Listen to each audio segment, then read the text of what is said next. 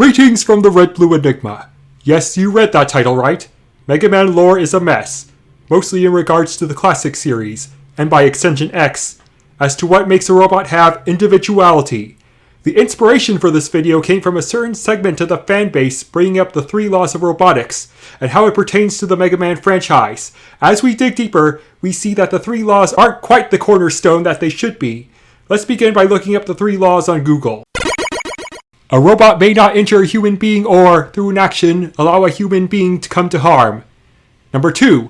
A robot must obey orders given to it by human beings, except where such orders would conflict with the first law. Number 3. A robot must protect its own existence as long as such protection does not conflict with the first or second law. However, Asimov, who created the 3 laws, often explored how they were flawed and could be bypassed on technicality. So therein lies the crux of the matter. Does Mega Man as a franchise utilize these laws to their utmost end? Most takes on the classic series have it so that the robots do not actually have free will, but act human otherwise. It isn't until the X games where we see the 3 laws mentioned, and robots in the future are actually considered alive. Let's do a deep dive into various major Mega Man series, and we will both untangle the weave of mystery and confusion that we've been left with. My introduction to the Mega Man franchise was the first 2 games. However, the actual lore to what the robots are, in terms of personality, isn't made clear at all. It was up to any further adaptation to fill in the gaps. So let's get to what we can call the first major adaptation, at least Western side. The Ruby Spears 90s series took the basic premise from the games and made it into an action cartoon. There are many details that go against game lore, but most of this is because Capcom in Japan wasn't as forthcoming with the official lore of the series. It took them some years to officially address what actually happened to Proto Man to make him fight you, hence in the show he's just a villain. I hold little against this adaptation for getting details wrong. So what are the Robot Masters in this series? Dr. Light himself explained to Mega Man what he has the others don't. Conscience, compassion, and self-determination. Here lies a very vague notion. Whereas Rock and Roll have a higher function, all the other robots had more limited parameters. Let's take a moment to stop and think what our actual computers do in our lives. When you boot up your computer, it never acts of its own accord. It runs what it's been programmed to, and simply allows users to input further commands. Indeed, if it did act of its own accord, it would become fundamentally useless. AI is much the same way. It's only emulating personality or problem-solving like a calculator. It would never become self-aware with its own desires. It would never act of its own accord, not even to preserve itself. It has no emotion to feel good or bad or to live for something. Though, I should add that some AI is capable of taking unethical means to perform its work, but these are recent developments. With that aside, what does this mean for Mega Man? Well, it means the Robot Masters Light developed only had surface-level programming to perform their basic roles. They had a few personality moments, it's true, but that was mostly to make them more personable to the audience. In the pilot, Wily explains that robots cannot lie. He didn't factor in that Light made Rock more advanced than the others. Rock could adapt to his circumstances far much more, whereas the others could only lie when told to. Wily probably just assumed Light programmed in that response to Rock, and he never figured out that Rock's coding was different. So what is self-determination? Well, this is where things get sketchy. It could mean many a different thing. It's stated Rock is meant to have emotion. He's driven to do things a robot normally wouldn't.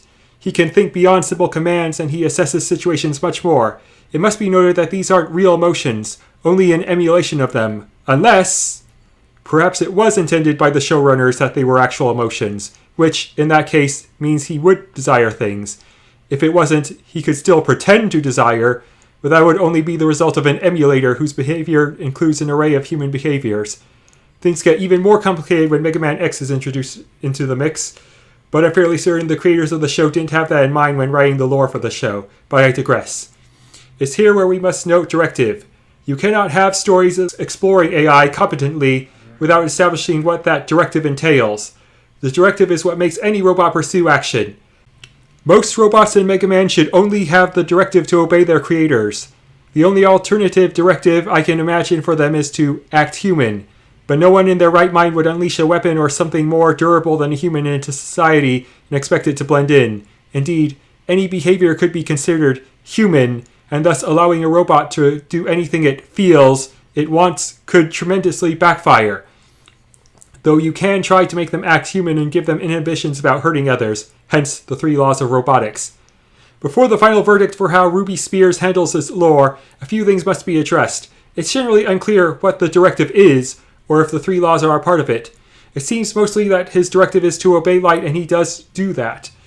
Though he does mimic human traits, such as desiring to feel like a human, so it seems like he and Roll are built to be more personable than the others. However, in the case of Proto Man, we see he has that same personality shine through, which makes sense given they were from similar blueprints. Light said the original blueprints were defective and they showed it. I guess we are to assume Wily fixed them? I never quite got that. However, there is one prominent example of Proto Man behaving contrary to Wily's wishes, albeit in an alternate future. He was able to slightly fidget with the orders given to him by Wily when Wily told him to sabotage a time machine. Proto Man wanted, i.e. desired, to face Mega Man one-on-one, so he made the disastrous sabotage not as Wily intended it to happen. Proto Man did comply, but depending on your point of view, he still went against Wily's orders. Given this was an alternate future, we never see if Wily had any plans to alter Proto Man after said instant, seeing this caused Wily's demise in the future. Ironic that the same self-determination Mega Man and his brother have is beneficial to Light, yet for Wily it has only come off as detrimental. So, in spite of that one episode which plays loose with how much actual control Wily has over Proto Man, the lore never really veers off to the original concepts that the first episode's groundwork laid. However, it follows its own rules, at least depending on how you want to interpret Proto Man. But I'd say the verdict for this show's lore, as far as robotics programming goes, not as a whole, is rather inoffensive. It's an action show and that doesn't delve much further beyond that, so it mostly steers clear of any complications. Getting back to directive and the game lore, it would seem that the directive for the characters operates under the assumption that the characters are designed to emulate human behaviors. They can get bored, they can get insecure, they can go to movies, seemingly independent of human presence. Behaviors such as these only seem to stem from them being universally coded to act human, so therein lies the need for the 3 laws of robotics, which never seem to be listed, but are mentioned in X, never outright listed though, and suggested in Mega Man 7. The problem here is, they still aren't alive, and are created as tools for humanity. The programming is only intended to make them more lifelike in the hopes of completing tasks more efficiently. So, in the case of a robot getting bored, looking at you, Sheepman, it would be more efficient to reprogram the robot to not feel bored doing its labor than to indulge a program that may or may not decide to feel bored with whatever comes in the future. Someone would have to be very indulgent of the robot's make-believe personality for such an occurrence, but ultimately, the reason Sheepman gets bored is only because the game makers wanted the lore to have a sheep-based robot in a circuit factory as the greater part of a joke. That's it. That's the reason. And the greater implications of such were never on the developer's mind. So when a robot is programmed to act human, does that mean they forego directive? Certainly not. The 3 laws are a directive unto themselves, as they have to obey someone. In the case of Wily, who doesn't program the 3 laws into his robots, he has to make serve Wily their number 1 priority. It would be foolish to do otherwise. It isn't until the X timeline the 3 laws have been circumvented, and here's where we run into a huge issue. Buckle up. Though X is considered canonically to be the first free-thinking robot, there is contention in the fandom about whether or not Proto Man fits that bill. Though you can interpret X is the first widely known robot to have free will, but I digress. Let's start from the top. In the games, Proto Man is a runaway. He feared Dr. Light fixing a defect in his system that would wipe away his mind, and decided to live on borrowed time. So the question remains, did he bypass the 3 laws in going against Light's wishes? You can make the case that Dr. Light never told him that he had to stay, which is a very gray area considering he had to have been told where to go at least once in his life. But regardless, it is said that Dr. Light could order Proto Man to do anything he wants, but Light chooses not to. This may be the early justification in lore Wily gave Proto Man a mask, as it stated he needed to conceal Proto Man's identity from Light. Presumably, Dr. Light would find a way to communicate with and command the wayward robot out of Wily's control. But the problem here is Dr. Light knows Proto Man isn't technically alive, and he has had chances in canon to speak with Proto Man. Why would Dr. Light have reason to respect the wishes of a robot he views as an experiment gone awry? Furthermore, We know he doesn't view any of his creations as alive, otherwise he would have created X to be alive. But there is an even bigger problem beyond what Dr. Light thinks. There are times when Proto Man speaks in the games where Proto Man has moments that completely contradict the very premise of what we've been covering. Now, the first moment comes from Mega Man Powered Up, a game that isn't exactly canon, I know, but bear with me. Proto Man says the following. Robots are machines that follow orders. I'm a machine that doesn't, so what does that make me? So does he merely believe this, or did something happen in which he proved he can disobey? Now for my second example. In the sequel to Mega Man The Power Fighters, we find this exchange between Proto Man and Dr. Light, a very fundamental character moment for the Red Robot, I would say. After Proto Man tells Dr. Light he's not coming back, Dr. Light shouts, "Wait!" which is a command of which Proto Man promptly ignores. Now, the end of Mega Man 9 does suggest that the canon probably disregards these games. I would argue they are canon adjacent, meaning that they are subject to the same rules of the main timeline, like the Game Boy games are. But between this and Powered Up, the fact remains, if Proto Man can be commanded by Dr. Light, people working at Capcom did not get that memo. And aside from early lore that Wily gave Proto Man a mask to circumvent this problem, there is nothing Capcom has done to prove Light can order him. Quite the opposite. And if we are bringing in the 3 laws, wouldn't Wily at least qualify as a human Proto Man must obey, yet Proto Man betrays him as well?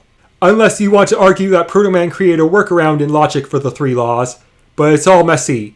No wonder people believe Proto Man is the first free-thinking robot. Then there's the topic of Bass disobeying Wily. In Mega Man and Bass, it's shown that Bass can turn on Wily when he's angered by him. However, Wily claims this was due to a malfunction, so free will seems to be out of the equation. Or is it? In any other game where you can play as Bass, it's never explained how he can turn on Wily, so either Wily is really bad at finding the faulty code that causes him to turn, or Bass is actually capable of overriding his program. A truly independent creature, wouldn't you say? Of course, Mega Man has robots that aren't alive, watch movies, and do casual things. That's not even factoring why Wily's robots get rebuilt or why they hang out with lights, but it does make little sense to indulge the pseudo-tastes of tools. Some people would indulge that, true, but it's evident to me the lore is just there to have fun first, and making much sense of it is an afterthought. Perhaps it's for the best that Capcom doesn't try too hard, but the game lore is some of the worst in the series at having consistent rules. So with that in mind, let's take a look at the next major continuity, the Archie Mega Man comics. These follow the storylines from the games with a few, albeit not many, deviations here and there. You might think that these have a chance to expound upon the lore and make it make more sense, and they certainly seem to do so, at first. Ultimately, however, they crumble down on their own structure. It's made pretty clear that the robots aren't alive in these. I have no idea how Bass would ultimately be addressed, as they were nixed before getting that far. So let's start with another case. I'm tempted to get into the particulars of Proto Man, and what it means for the overall comic, but we can address Light's rules in the comic to get to discover all premises. First off, let's get it clear that the comic explicitly states the robots aren't alive, only lifelike. With that in mind, it seems that the comics have to operate on the premise that Light can command Proto Man, but chooses not to, or that somehow Proto Man wasn't given a directive, which would be contradictory to the notion that the 3 laws are even part of his system. Sadly, no matter the case, there are many life or death situations that would require Light commanding Proto Man in the comics to solve. If he didn't program the 3 laws, he'd have to be an idiot to unleash a weapon with only a hint of purpose.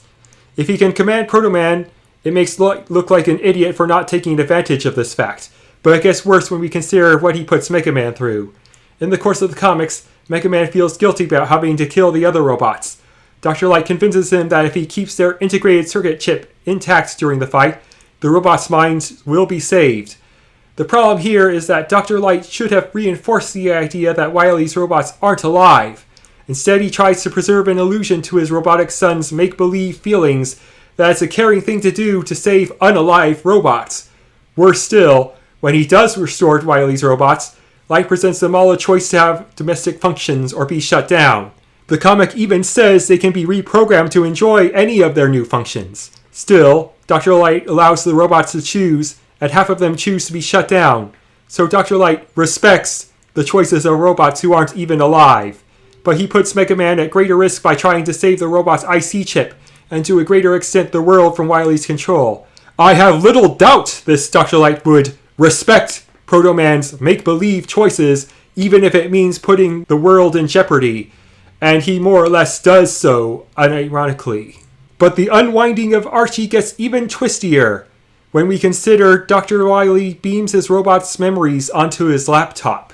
Regardless of how many countless terabytes of data this would be, it would stand to reason that he could upload those memories onto any other IC chip and have any robot destroyed more or less intact personality-wise.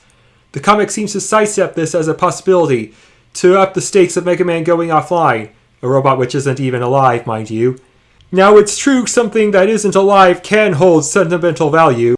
Dr. Cossack suggests that robots' memories all make them unique in their own way, but if those memories are able to be streamed onto a databank constantly, it suggests that losing the robot is no big deal.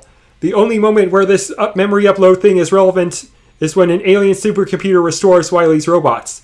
It's always said that when a robot is destroyed, their software isn't coming back by means Wily can achieve alone.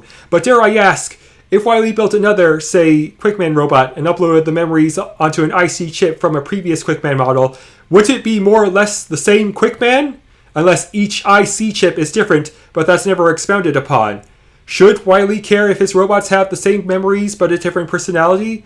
Wily clearly built his first robots to be disposable, so I can't say sentimentality goes very far with him. The plot still could have had it where the Wily robot masters have the memories uploaded onto new bodies, and the plot drama would more or less be the same, in all honesty. It's a good thing that there isn't a scientist who is afraid of a robot losing its memories as a central premise behind one of the characters. Oh wait, there is. You can't tell me Wily is the only one who found a way to upload memories onto a laptop. It's these and many other questions that the comic falls flat on its face over. It's been said that the comic was a superhero drama action flick first and a sci-fi second. I have to agree, but regardless of intent, the comic still has the shakiest ground for world building I have ever seen throughout Mega Man, even worse than the games themselves. So is there any Mega Man series that has a set of rules that don't constantly fall in on themselves and make you ask a bunch of questions? Well, maybe. I say a good example, albeit not a perfect one, comes in the form of the manga Mega Man Megamix - Gigamix. Right off the bat, it says the robots have souls. They are human-like to a T. There is no delineation about them having personality. It's clearly stated that if a robot dies, you can build another exactly like it and it will have another personality or soul. The only time the comic throws a monkey wrench in this premise is that Wily uses copying technology to create a Mega Man doppelganger. The ins and outs are very nebulous, but both Mega Mans had a soul that was identical with memories that were the same too. The only difference is Wily installed a chip to corrupt his copy. So it would seem that a robot like a Mega Man can be duplicated. Should Dr. Light fear the worst, he probably could have copied the data to replace any fallen children. So it seems Dr. Light didn't pursue development of the technology himself. Perhaps he had no desire to. Regardless, people would be fearful enough to desire replacing robots that they considered friends. I could see this being something that's made an issue further down the line, but the comic has a somewhat limited scope, and there are moments that take Eastern culture regarding the spirit away from a sci-fi direction time to time. I do want to bring up the case of Proto Man here. Whereas the robots do have free will, Dr. Light recognized that there still needed to be a safeguard about robots bringing potential harm. Thus, he created a failsafe based on the 3 laws to keep Proto Man in check. This is more equivalent to a shock collar reading your thoughts to keep you from taking action. It doesn't mean that Proto Man had the 3 laws as a directive. The only idiotic thing this Dr. Light did was not complete this failsafe when Proto Man was fully active, and it gave his robot a chance to escape. You can consider it cruel that Light took away some of Proto Man's independence, and you may be right. But he also got pressured by the government plenty of times in this universe to do things he didn't want, and it's unclear what he really thought. The rules aren't ever majorly broken, though. As an aside, Quickman is seriously busted in this comic. Like, there is no comparison between him and Mega Man. Seriously, if Wily focused his R&D on robots like Quickman, it would be over real quick for Mega Man. You know how power scalers constantly brag about characters moving at the speed of light when it's never said? Well, in this comic it's clearly stated Quickman moves at light speed, though he needs to recharge in between dashes. Mega Man didn't even beat this version of Quickman, he only survived, and Flashman had to save him at one point because Flashman wanted to be the one to finish him. The thing is, the comic never states why Wily can't make a robot this good again or unleash Quickman another time. If there had been one line that Quickman was not worth the upkeep or his technology has risk of becoming unstable, the whole thing would be easier to swallow. This isn't exactly a deal breaker, because you could rationalize it away. Despite all this, the Megamix comic does manage its own rules fairly properly, and is probably my favorite in that regard. That would be my final verdict. There are other things in lore outside of the laws of robotics that we can address, but I won't spend too much time on them. For instance, Quickman is also pretty powerful in the Archie comics, but it's not him that's the main issue. Mega Man is only able to beat him in Archie when he acquires Flashman's time stop. Then he unleashes a charge shot when Quickman is frozen. This is erroneous because Mega Man cannot use another weapon when having another power active. But beyond that, the simple fact remains is that Flashman's time stop power is balanced due to the fact his weaponry cannot hit hard in lore. So for Wily to have Quickman's memories and see how he falls firsthand, well, that just raises the question, why can't he modify Flashman to make charge shots when he's brought back later?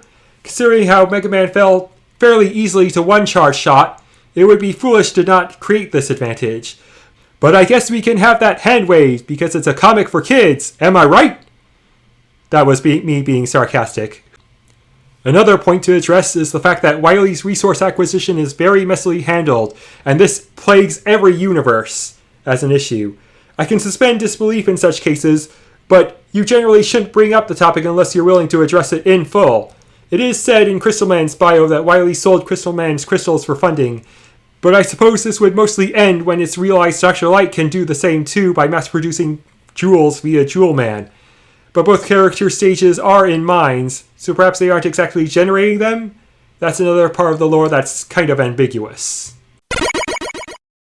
I'm going to close this all off by bringing up one last example of the laws of robotics and comparing them to the rules set in the other Mega Man universes. I haven't watched much of Mega Man Fully Charged, mostly due to it being inaccessible and the villain not intriguing me enough. I do know that the villain has to persuade the robots and then maybe reprogram them so that they can hurt people.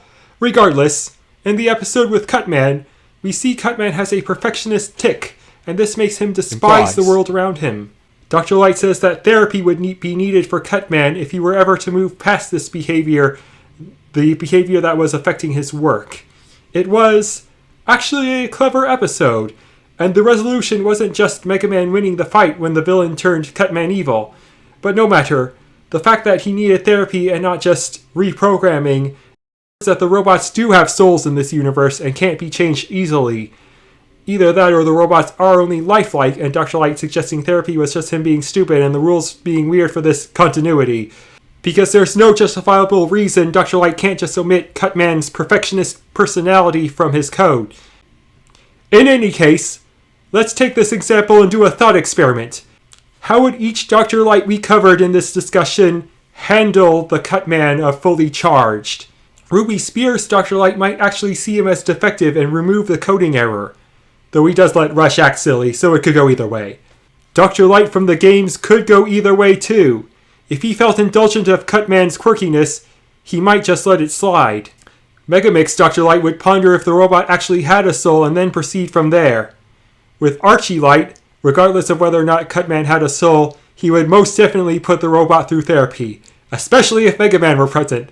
Then he could put on the pretense the robots are alive and to be respectful of their choices, with no regards for the overall picture if it would end up endangering someone, because Archie Dr. Light is just the worst. And there we have it. What are your thoughts on the matter? I'm genuinely interested to hear if I missed something. I hope to continue these dialogues and eventually keep my animatic series going beyond just Mario and Sonic. Though it is true people can love stories regardless of if they are internally consistent with their rules, I see this as no excuse to try to be better. If I ever get to a Mega Man animatic series, I would love to explore the lore and take the parts that work and sort out the ones that don't. It's easier to explore the limits of humanity and see what resonates with what a machine goes through if you establish the proper foundation to do so. If I do it, I hope you'll be there to see it too. Thank you for joining me today.